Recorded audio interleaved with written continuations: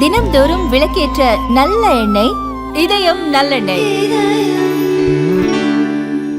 தெலுங்கானாவின் நிஜாமாபாத் மாவட்டத்தில் இருக்கும் போதன் நகரில் ஸ்டேட் பேங்க் ஆஃப் இந்தியா கிளை ஒன்று செயல்பட்டு வருகிறது. அந்த வங்கியில் அலுவலர்கள் மற்றும் வாடிக்கையாளர்கள் வழக்கம் போல செயல்பட்டு வந்தனர். பரபரப்பாக செயல்பட்ட வங்கியில் நுழைந்த 12 வயது சிறுவன் பதுங்கி வங்கியின் கேஷ் கவுண்டருக்குள் புகுந்தான்.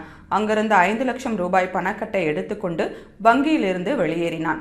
வங்கி நேரம் முடிந்து பண இருப்பை அலுவலர்கள் சரிபார்த்த போது 5 லட்சம் ரூபாய் குறைந்தது தெரிய வந்தது. அதனால் வங்கியில் பொருத்தப்பட்டிருந்த சிசிடிவி கேமரா பதிவு காட்சிகளை வங்கி அலுவலர்கள் ஆய்வு செய்தனர். பணக்கட்டை 12 வயது சிறுவன் எடுத்துச் செல்லும் காட்சி சிசிடிவியின் பதிவில் மூலம் தெரிய வந்தது. வங்கி மேலாளர் அளித்த புகாரின் பேரில் சம்பந்தப்பட்ட வங்கிக்கு போலீசார் சென்றனர். சிசிடிவி பதிவை கைப்பற்றிய போலீசார் திருட்டு சம்பவத்தில் ஈடுபட்ட அடையாளம் தெரியாத சிறுவனை தேடி வருகின்றனர்.